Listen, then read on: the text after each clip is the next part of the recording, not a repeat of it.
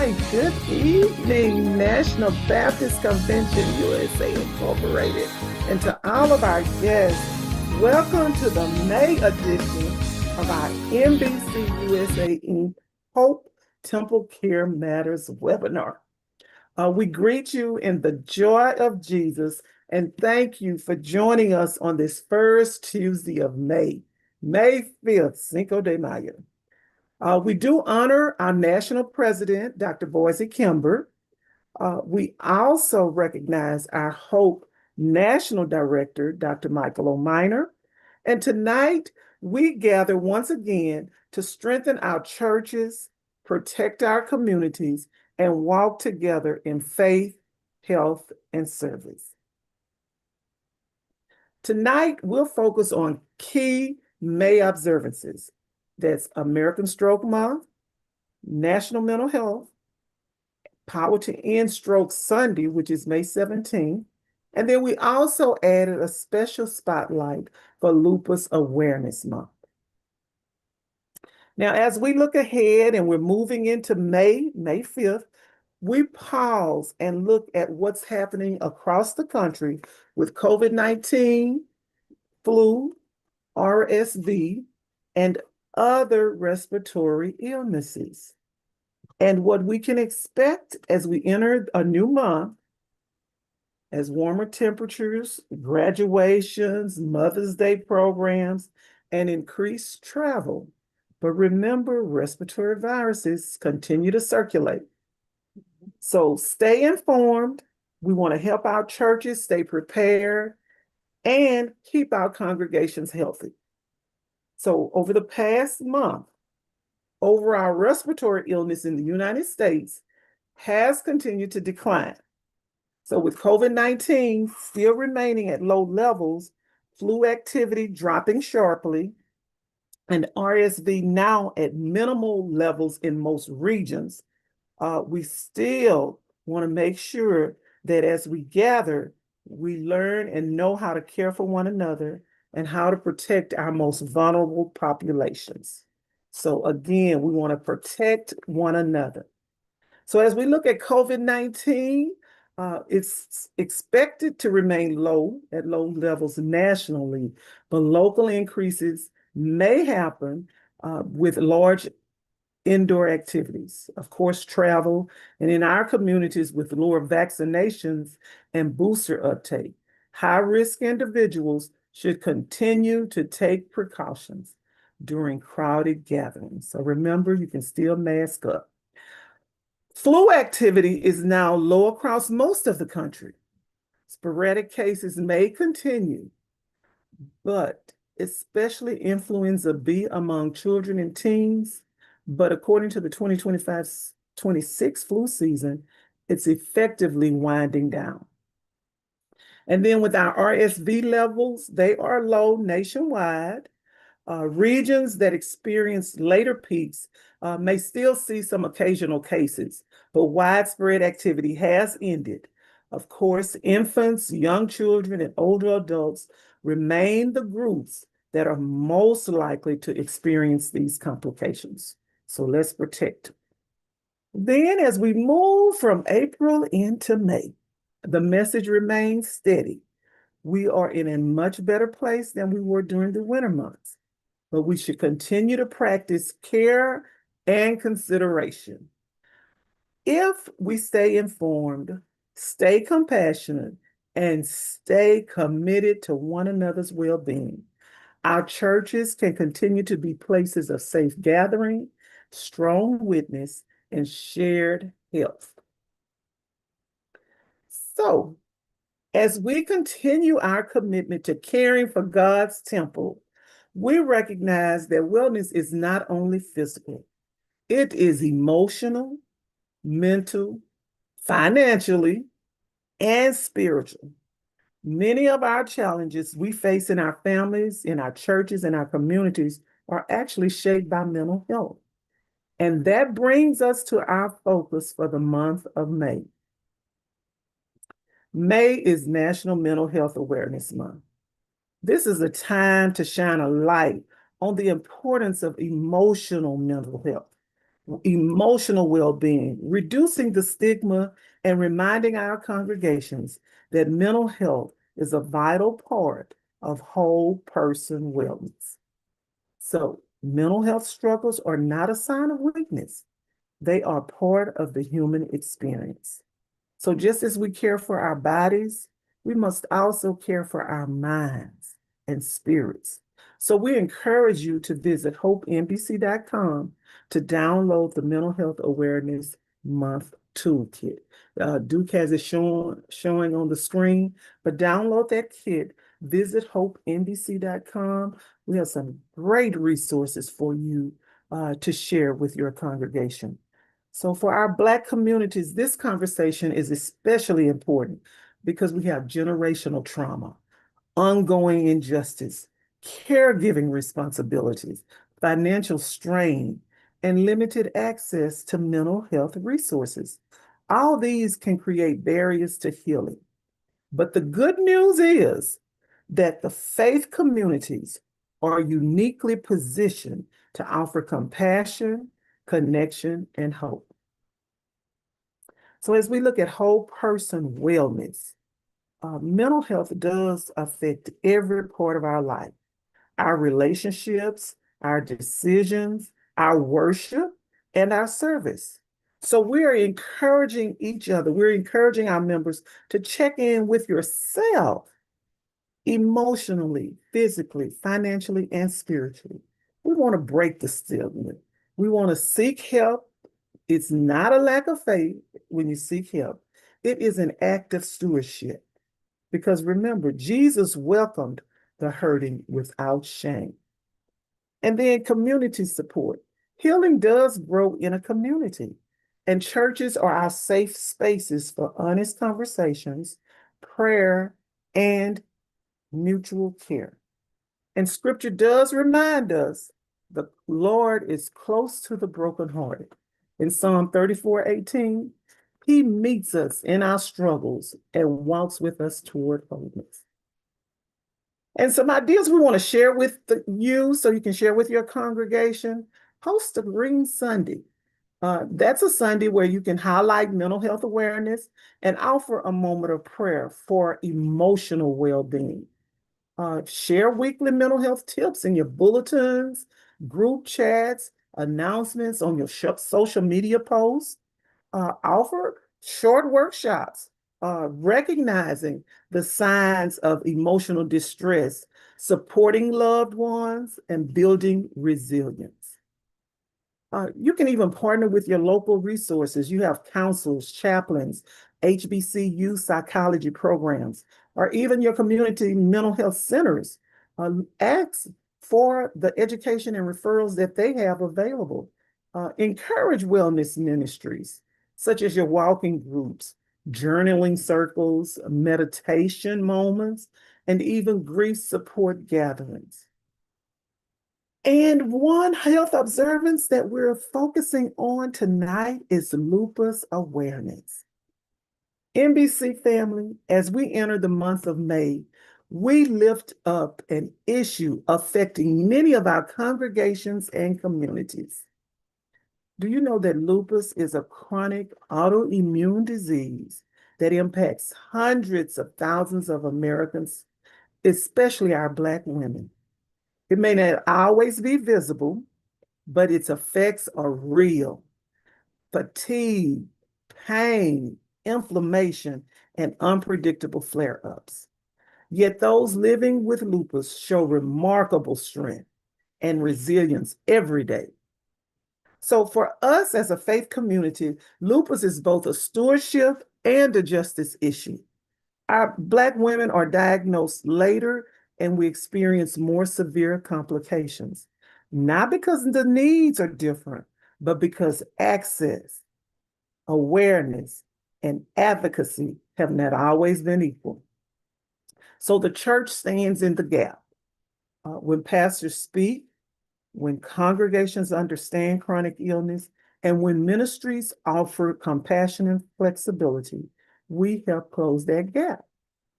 So tonight, let's remember the lupus warriors. We're calling them warriors, our lupus warriors in our pews who may be suffering quietly. Let's think of the women pushing through this fatigue, the caregivers who need encouragement, and the families seeking understanding. And let's commit to being a source of compassion, education, and hope, because every person and every journey matters to God.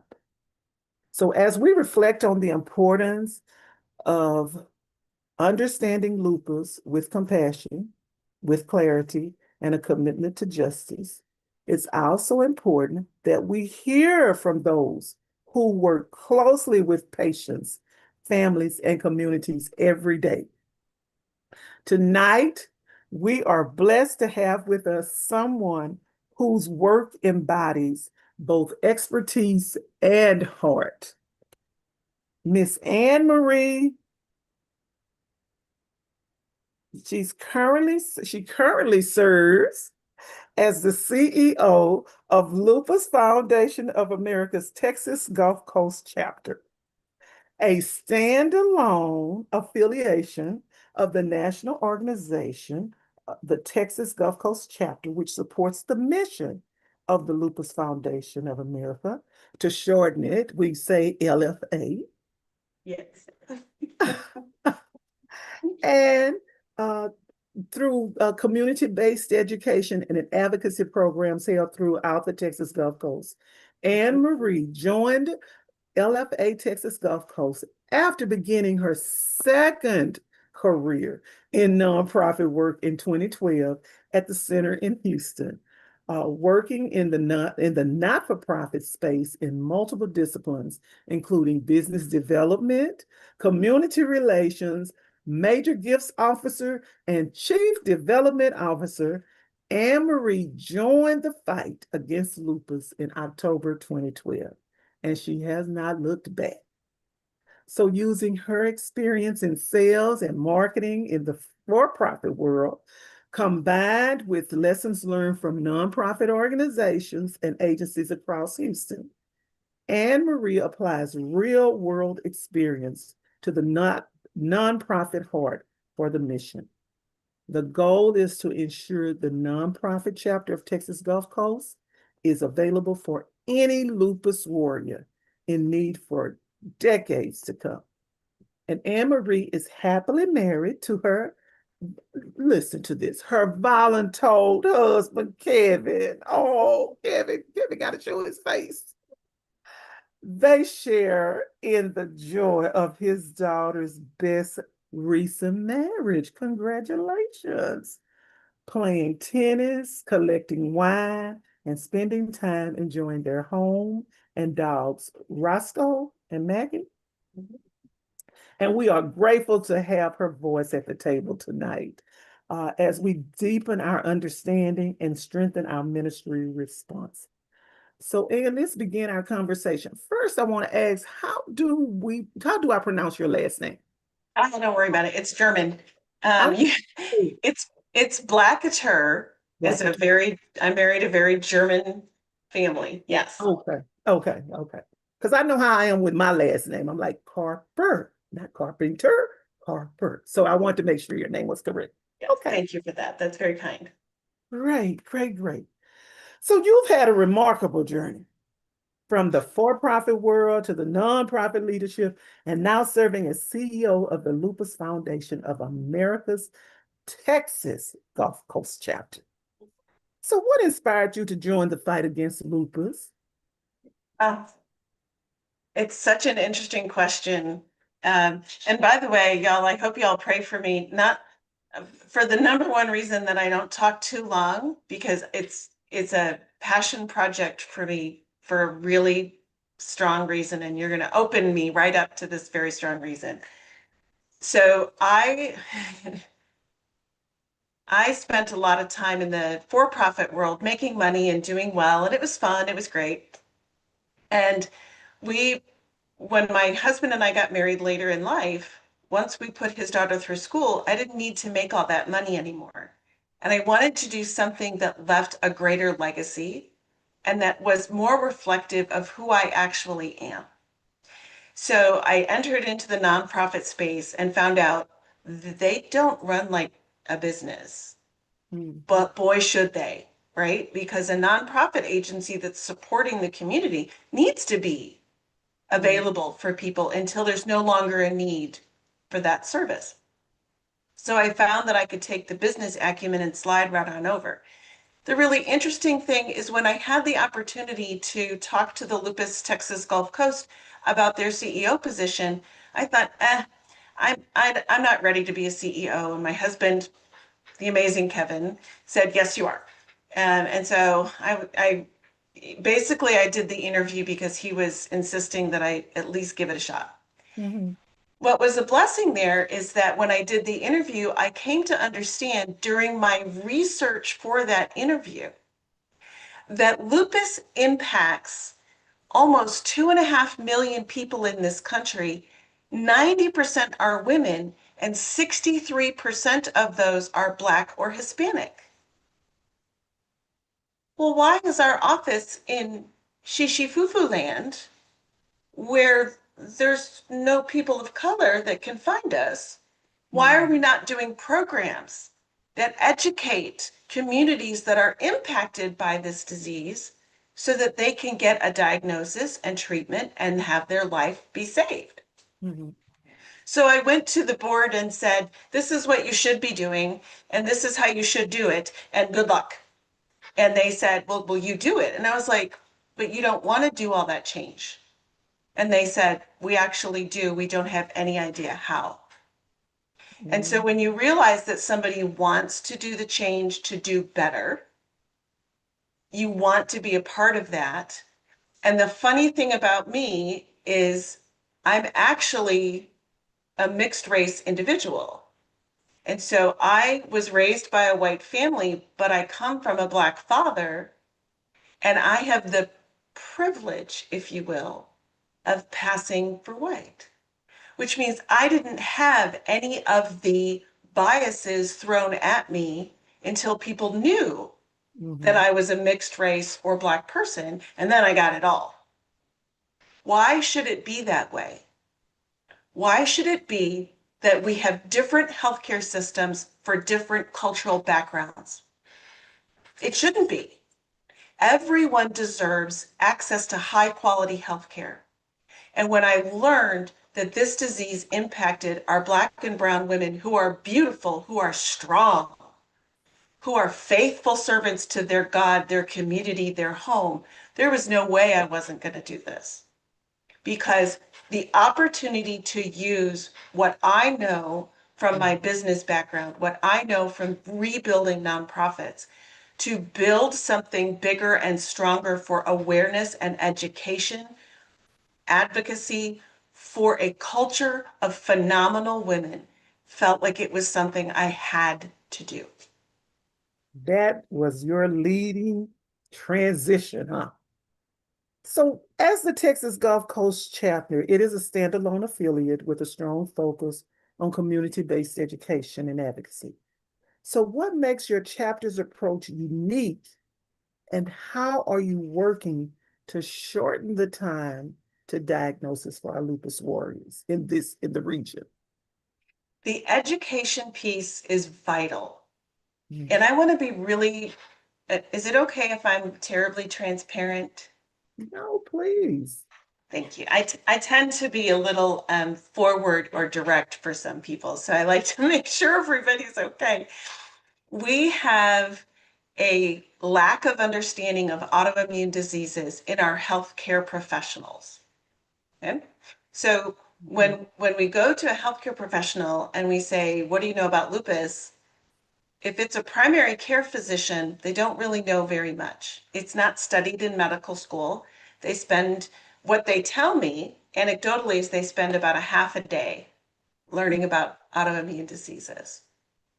Now, if I were to ask the question, and this is a challenge, right? Because we know that for so long we had discrimination that was obvious and blatant, not Mhm. only in the school systems and the work communities and the hiring practices. And so having a culturally relevant physician takes a long time to get there. There's a long learning curve to become a physician, let alone a specialist. And the roadblocks to overcome all of the discrimination in the processes to get to that space has taken a very long time. So, what we always recommend is a culturally relevant physician Hmm. who recognizes the differences between someone who is Black and someone who is Hispanic and someone who is white or European American. We do things, our body is different, Hmm. our body processes things different, and that's okay. There just has to be an open mind to that situation. So we educate our healthcare professionals primarily at the primary care physician level because that is our first call when something doesn't feel right. If you feel wonky, you've got a really bad migraine for days, your joints are swelling, we tend to go to our primary care physician a lot of times because that's what our insurance requires. Hmm. So if we go to a primary care physician who's not a specialist in autoimmune disease, who hasn't studied lupus in any way, shape, or form, and who doesn't look like us, we might get a response of, you probably should lose some weight, you might be pre-diabetic, drink more water, moderate exercise, come back and see me in 6 months. But what if it's lupus? Because a physician that is not an African American physician may not know that lupus is more prevalent in the African American community. So can you tell us what is lupus? I know you mentioned autoimmune disease. Yes. Lupus is, it's one of the autoimmune diseases, which includes vitiligo, gout, and fibromyalgia, and so many others, Sjögren's, rheumatoid arthritis. There's a ton of them. And the lupus, in its essence, is the body's immune system attacking the body itself. Mm. So one of my wonderful people who taught me so much about this disease would tell me it's an equal opportunity organ destroyer. From the top of the head to the tip of the toes, it can take your hair, your eyesight, your teeth. It can create a stroke, cause heart damage, cardiovascular problems. It can decrease your lung capacity and your ability to breathe. It really likes the kidneys, leading to dialysis and eventually a required transplant if one is available. It damages the joints. I've seen it take the teeth and take the toenails. Mm. It also can impact the skin. So you might know the singer Seal, who has the scarring on his face. Mhm, mhm, That is lupus. That is discoid lupus. It's on the skin. mhm, Nick Cannon, although he needs a lot of prayer, let's just be honest. Nick Cannon has lupus nephritis, which means he has lupus that impacted his whole body and also attacked his kidney. Toni Braxton, lupus nephritis. Once it tried to take her kidney. I think she may have had a transplant. And so there's more and more opportunity to understand it is actually a wider disease than what was originally thought. More people have it than we thought because our physicians, our primary care, are chasing the symptom you're coming in with, not the mhm. cause of that particular symptom. So what are some common myths and what does the science actually tell us about lupus? So, first, I'll tell you if you Google lupus, Mhm, it is not cancer, it is not contagious. It is actually something that can be passed through the generations. mhm, So, any autoimmune disease can beget any autoimmune disease. So, you can get it if you had that uncle that had kidney failure and died from kidney failure that nobody knew why his kidney failed. mhm, We ask, what if it's lupus? mhm, Right? Because maybe he was just never tested or diagnosed. So, what you can see in lupus that can be easily confused with other things is the hair falling out in clumps. Now, my hair is kind of shellacked back because it's humid in Houston today and my hair is very curly and it grows tremendously in humid weather. But if it were to come out, I would be very upset. Would you? mhm, Yes, this would be upsetting. And yet, what does a doctor tell us? Oh, it's probably stress. mhm. Okay, what if it's lupus? If I have swelling in my joints, in both of my hands, if my fingers are swelling so badly at the joints and it's happening on both sides, what if it's lupus? Severe migraines, Mm. extreme fatigue, and the fatigue that says, I went to bed at 8 last night, it's 10 o'clock the next morning, and I cannot bring myself to move a muscle to get out of this bed. Mm. That is how lupus warriors feel. If you're out in the sun and it just creates a rash on your face or your body, ooh, what if it's lupus, right? There's so many symptoms because it can attack any part of the body Mhm.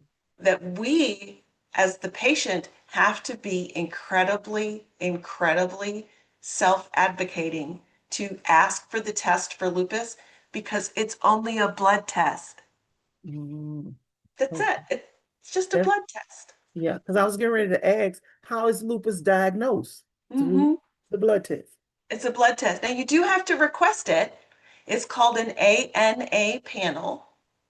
And that what they're looking for is certain levels of antibodies, double-stranded DNAs that are clear indicators. However, the American College of Rheumatology, which is kind of an overall guide for autoimmune diseases, Mhm.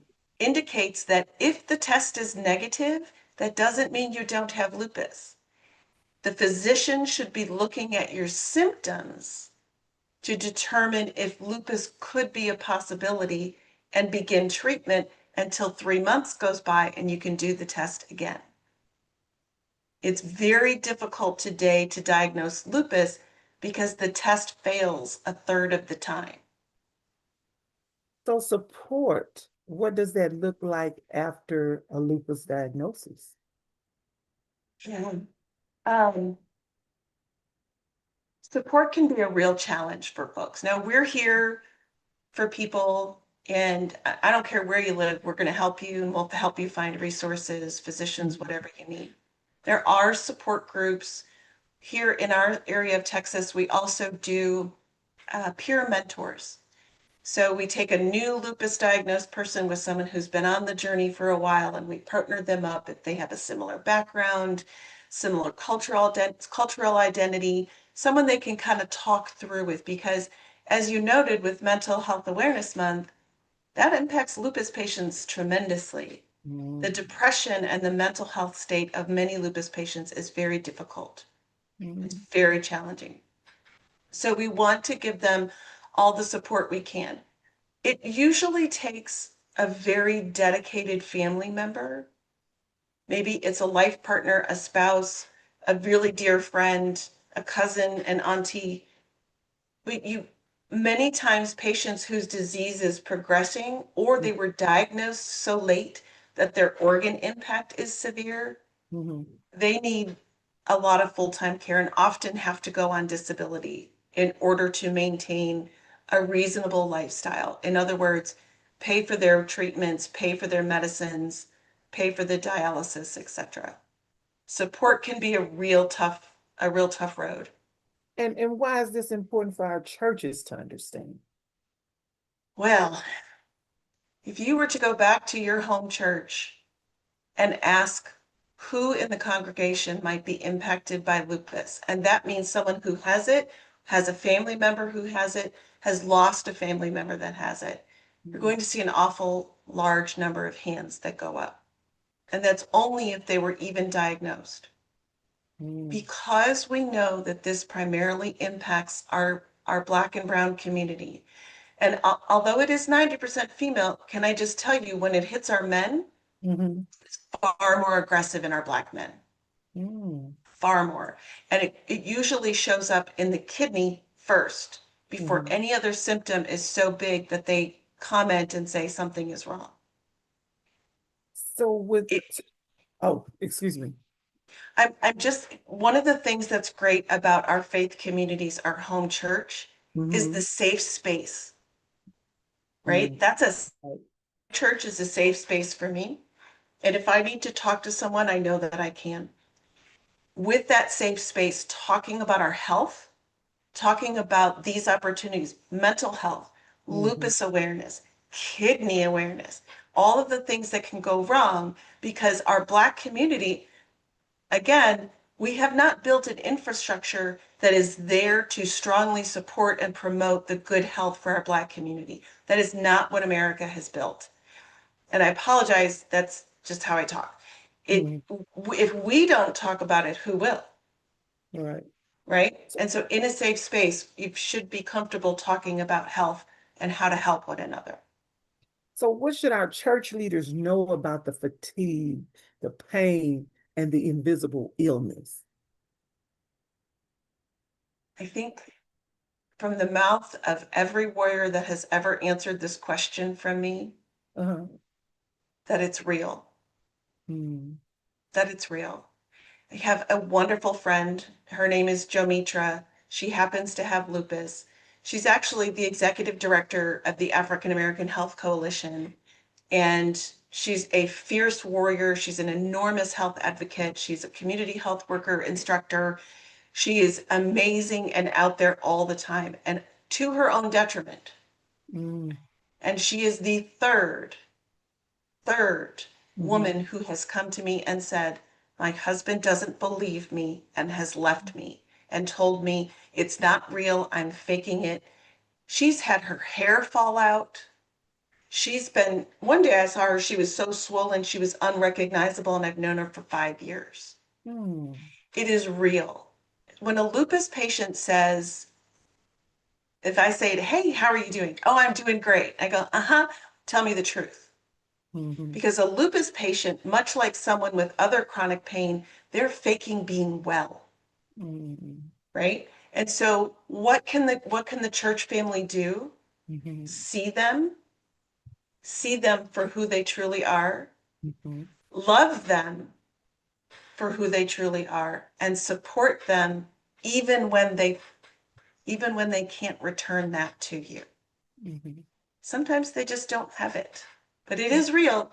It is very real. Now you mentioned about her husband. So how can we support caregivers of lupus warriors who also experience stress, exhaustion, and isolation? Yes. How can we It, support the it caregivers? it's a tough one. I think for one, allowing those caregivers to have a space to talk to one another is incredibly helpful. And may I just share that goes for parents who have children with lupus.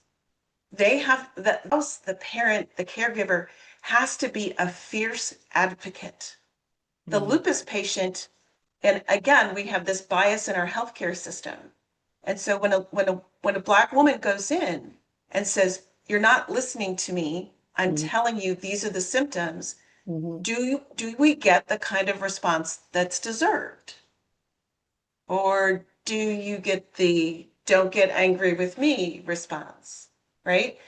A fierce advocate is able to actually be with you in the physician's office, with you when you have a hospital stay due to what we call a lupus flare, Mm-hmm. knowing what medications you're on, knowing what treatments you're supposed to be getting, who is your primary caregiver from the hospital, from the physician standpoint, so that if there's a crisis, that caregiver has all the information needed. Now, we play that role for some patients. We Mm-hmm. have we have what's called a flare kit on our website that helps the lupus patient be prepared for an emergency. What Mm-hmm. hospital can I go to? What medicines do I take in what levels?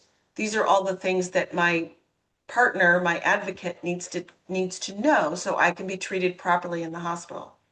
And believe it or not all hospitals are the same, are they? Right. Some hospitals don't have a rheumatology service, Mm-hmm. and rheumatology is who treats lupus. So Mm-hmm. you can't just go to any hospital. You have to plan in advance for which one's going to be able to treat your disease. Mm-hmm. So what role can our faith communities play in reducing this stigma and promoting hope for those living with lupus? I think Oprah said it really well. Each one teach one. You know, we already know everybody has something. Everybody has something. I have something. Lupus patients have something. For some people, it's really visible, and for some, it's not. We know as followers of Christ that we go with grace and we give grace, Mm-hmm. right? So if someone is having an off day, go with grace. If you know that they have lupus and they look exhausted, may I carry this to your car for you? Would you Mm-hmm. like a wheelchair to get back to your car? Can I wheel you into the luncheon? Small acts of kindness can go a very far way. The largest of which is allowing a person to be seen exactly where they are, the same way that Christ sees us. Mm-hmm. I, Mm-hmm. you know, I took my proclamation and did my walk of faith. I was nowhere near perfect. I'm still not anywhere near perfect. Thank goodness Christ does not wait for me to be perfect to love me. Right. And Grace and mercy, grace and mercy, grace grace and and mercy. And that is a gift that we can give to our home church members. mercy. That's that's how I feel about that. Okay. So as we observe Lupus Awareness Month, what final message of encouragement would you like to leave with our NBC USA Inc. family? I think it's amazing that you're talking about this, and I'm ever so grateful. I hope that church members, I hope the members of this body go back to their home churches and ask who might be impacted by this disease and how they might be able to provide assistance.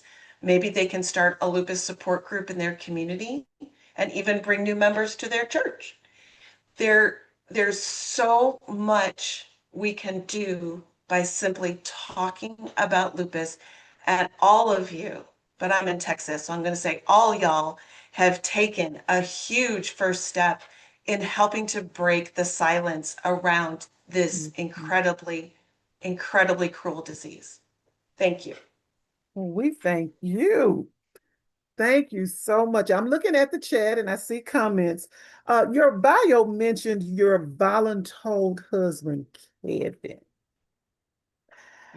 and your love for tennis, wine collecting, and your dogs. Is it Maggie May and Peanut? It used to be Roscoe and Maggie May, and unfortunately, Roscoe. And so we have Peanut and Maggie May. They're usually in the chair behind me, but they're busy playing in the other room tonight. Okay. Well, tell husband Kevin, thank you. And Will how do. do these joys outside of work help you stay grounded while leading such an important mission?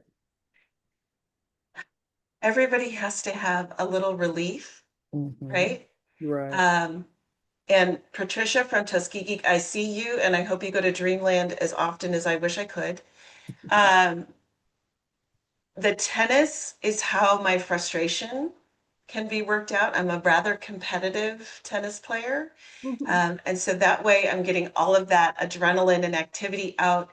And as we all know, even though we should walk 3 times a week and do those things, we don't always make time or, and I think it is for me, make the time. I just need to get up earlier and go do it. It Mhm. allows my head to be clear and focus and be prepared to face the day supporting those that I love to support. Yeah. So I think those are really crucial things. My wonderful voluntold husband, Kevin, we just had our lupus walk in Houston this past Yeah. weekend. Yes, my Right now, sister participated. excellent, thank you. You know, he's got a truck full of chairs and tables to go back to the tool bank tomorrow because we had to go pick everything up, and I had to go to another meeting, and he's like, I got it. He just takes care of it. It's, you Wonderful. know, I don't know how we do it without him, Yeah. because he just kind of leans in, and my board always says we got a 2-for-1 deal with you two. Because if he Wonderful. doesn't support the work, it's too difficult for me to be able to do it because I still had to get dinner going. Mhm. So when he gets home, he can still have dinner. We'll be ready. So, Yes. Anne Marie, we thank you so much for sharing your wisdom, your clarity, and your heart with us tonight. Your insights do help our congregations move beyond awareness into real understanding, compassion, and support for those living with lupus.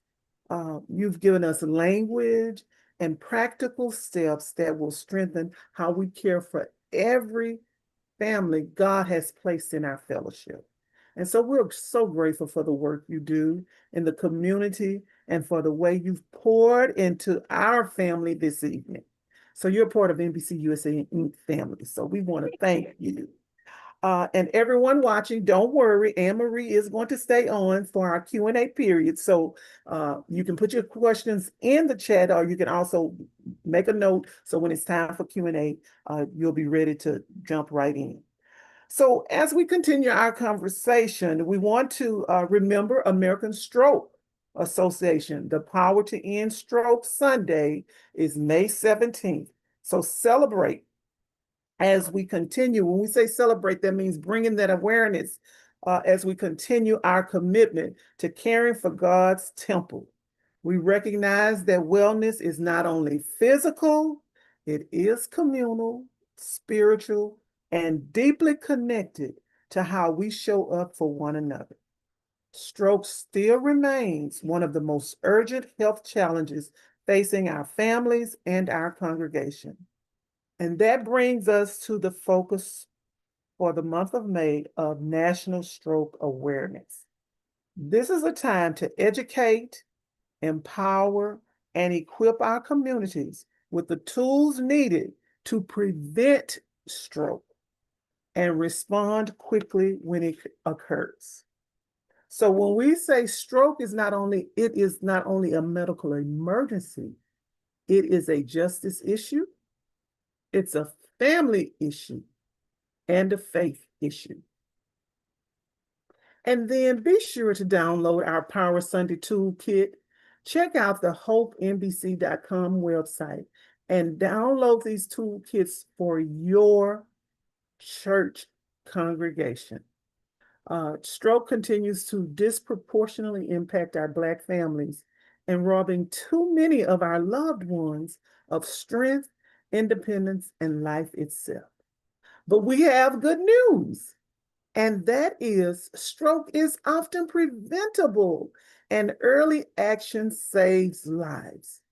So through the American Stroke Association's Power to End Stroke movement and the faithful leadership of our churches, we can help our people live stronger, longer, and healthier lives. And prevention is power. So what we want to make sure, high blood pressure, diabetes, high cholesterol, which are all major factors, but they are manageable. So we want to know the signs. FAST, F-A-S-T, saves lives. So when we're talking about FAST, F-A-S-T, F is the face drooping. So if you notice someone, droopy face. A is the arm weakness. S is the speech difficulty, if they're having speech or if you're having speech difficulty. And then T, it's time to call 911. So the community matters in this. Stroke affects nearly every family in our congregation. And what we want to do is care for our bodies. This shows an act of stewardship and gratitude, because what does Psalm 139:14, our Hope Foundational Scripture, say? I will praise you, O Lord, for I'm fearfully and wonderfully made. Marvelous are your works, and my soul knows that quite well. So why this month matters, National Stroke Awareness Month is not just about information. It is about empowerment.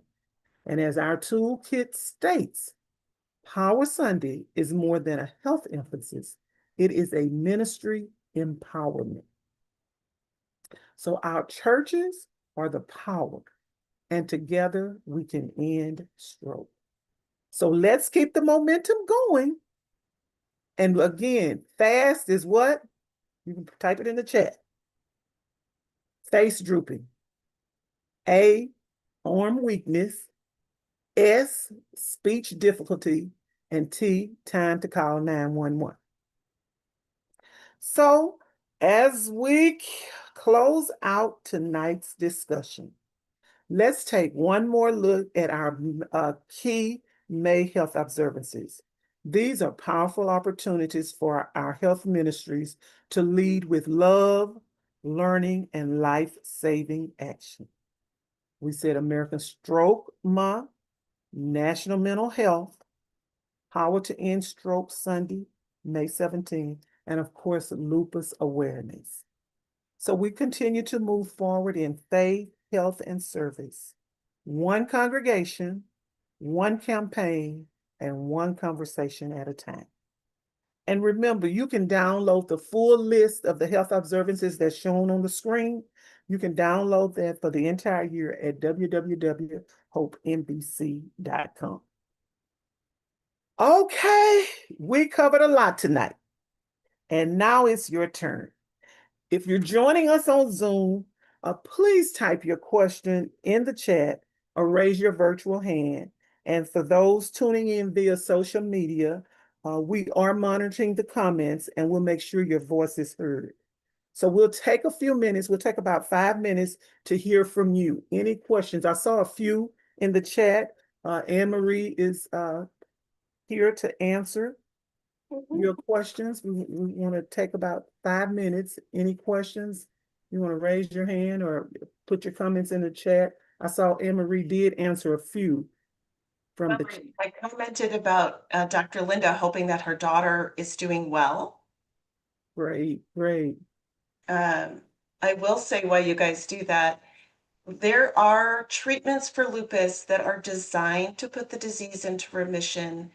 They're called a biologic, and they are underprescribed nationwide by less than 1% of lupus patients getting these treatments. And then, of course, when they do prescribe it, it's really biased toward our white community. And so I can put in the chat what they are. It's called Benlysta, which has been out for 15 years. Yes, please put that in the chat. And then no matter where, because we have people from all over, so check out the Lupus Foundation of America's each Lupus, state. but they're not new diseases. Mhm. And so I think it's important that, Dr. Linda reminded me that when someone has lupus, they should be getting treatment toward remission. And then because it's Lupus Foundation of America, no matter where an individual, what state they're in, there is a lupus chapter in your state. So you can check out the Lupus Foundation of America's website. Any other hands raised? Any other questions, comments? So it's Benlysta or Saphnelo? And may I answer Miss Stephanie's question? Yeah, sure. So Miss Stephanie asked, why is lupus so difficult to diagnose? Number one is because it's misunderstood, and we tend to chase the symptom instead of the cause of the symptom. Number two is because we have to ask for the test. It doesn't come naturally as part of what's called your CBC panel. So we recommend, if there's autoimmune in your family heritage, that every year at your annual physical, you actually request what's called an ANA panel. I'm going to put that in the chat as well. Okay. The ANA panel is a simple blood test. And if autoimmune is in your family, insurance will cover the blood test. Even if it's not, and you want to self-pay, it's about $125. So if you have a suspicion that you have 2 or more of the lupus symptoms we talked about, hair loss, extreme fatigue, joint pain, if your urine is funny because it's impacting your kidney, if your urine is kind of frothy or looking funny, sounding funny when it hits, or smelling funny, then I would ask, hey, I'm a little concerned. This could be lupus. It runs in my family. I'd like a test. And the doctor is going to say, no. And you're going to go, yes, it's my decision and I would like one and it runs in my family. And then they'll do it for you. Because we are stewards of our own health. Sister Patricia, you can unmute yourself. I see your hand is raised. Can you unmute yourself, Patricia? Sister Patricia, unmute. That's okay. She already answered my question when she said what the test was. I just needed a repeat for that. And while I'm here, I will say Dreamland is very delicious. It's good. So, and I have to tell you, Tuskegee's is the best. I've been to Mobile, Birmingham, Montgomery, and Tuskegee, and I like Tuskegee's the best. All right, thank you. Any other questions? Dr. Linda is saying your daughter is 56 now. I'm curious, when was she actually diagnosed? Dr. Linda? Can you unmute Dr. Wilkie? Are you able to unmute? Or if you want to, Yes, okay, do there you you go. hear me? Yes, Yes, Uh, ma'am. ma'am. about 20 years ago, I Okay. think, because she went through a series of tests. They test her for sickle cell, and the doctor decided to test her for something else and to run more tests, and that's how they found it. They finally found it. So Mhm. did she have other organ impairment? Yes, she was always aching and sick. Yeah, And yeah. yes, And and the reason I ask is because it brings up a really good point. Lupus going undiagnosed, like anything else, if you have the flu, RSV, Mhm. COVID, the faster you get a diagnosis, the faster you can begin treatment, right? Mhm. yes. And If she lupus, stays with her treatments now. Yes, she sticks to hopefully those. she's on either Benlysta or Safnello, Mm-hmm. good, because that's an important step. What happens is if lupus is not being treated, if we're only treating the symptoms, okay, the joint swelling, the fatigue, if we're only treating the symptoms, lupus is continuing to attack the organs inside your body. So the reason Nick Cannon's story went so big, because Nick Cannon was like, it's just lupus, it's fine. Mhm. And then his kidney went, oh yeah, watch this. And Mhm. so he ended up with a very bad case of lupus nephritis. And I can't tell you how many people I've met with that same story, especially our young men getting diagnosed about 20 years old. Mhm. So it's important. I'm glad she does have a diagnosis now, Dr. Linden. I'm glad she is on the best treatment available. That's what talking about lupus can change for you. Is somebody might say, "Oh my gosh, I have those symptoms. What if it's lupus?" Yes, because I used to call it the many faces of her, different faces she was going through. Today this and tomorrow that, or Mhm. yesterday it was that. Well, we Well, So want to thank you. hopefully she continues to thrive and will get to remission with those drugs. yes, yes, Mhm. Well, again, thank you for your thoughtful questions and comments. Your engagement tonight helps us build stronger, healthier churches. And we're just getting started. So, as we prepare, we want to give you a preview of our June health observances. Next month, our key health observances, as you share with your health ministries, plan for Men's Health Month in the month of June is Fireworks Safety Month, and then NBC USA Inc. Hope National Health Fair.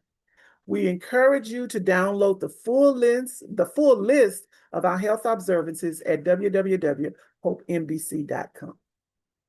So we'd appreciate your feedback. We ask you, if you will, please complete our webinar survey. Brother Duke will post the link in the chat.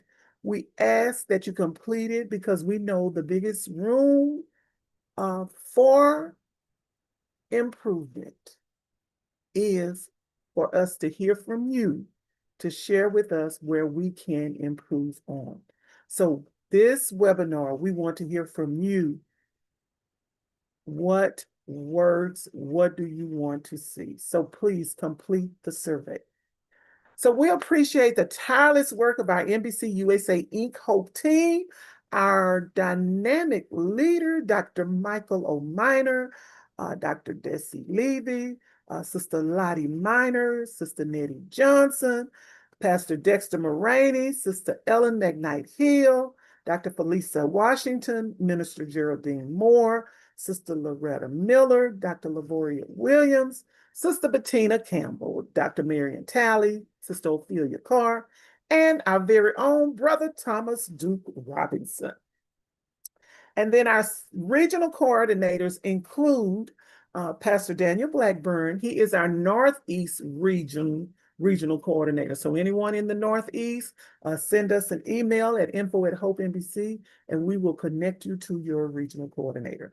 Pastor Bernard Montgomery, who's also the Assistant National Director, Southwest Region 1 and West Region Regional Coordinator. Yours truly, Dr. Linda Carper. I am our Southwest 2 Regional Coordinator and Southeast. Anyone on from Southwest 2 and Southeast? Yay. Sister Teresa Fales for Midwest, and Pastor Will Mitchell for West Regional Coordinator. So to connect with your regional coordinator, if you have not, please email info@hopenbc.com and we will connect you. Again, thank you for joining us this evening. As we close, we thank you, thank you, thank you. We invite you to stay connected with NBC USA Hope through our website. Look, it's on the screen, and social media platforms. We have our webpage, www.hopenbc.com, Facebook, National Baptist Convention USA Inc. Hope Health Initiative, YouTube, NBC USA Hope. Again, on the screen, you see our new look. Thank you, Brother Duke. This looks great.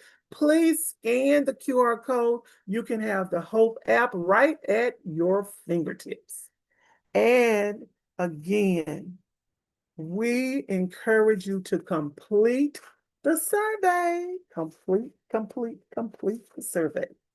So we want to say we will see you on Tuesday, June 2nd, 7:30 p.m. for our next TempleCare Matters webinar. Again, scan that QR code, get the Hope app, and have it at your fingertips. So before we close, we recognize our president, Dr. Boise Kimber, who reminds us we are changing the course, not our conviction. The gospel still works. And this has been a production of the National Baptist Convention, USA Incorporated, the nation's most collaborative religious denomination. May God continue to bless our bodies, minds, and spirits as we walk in wellness and wisdom together. God bless you and God keep you is our prayer. Now we will stay on for a few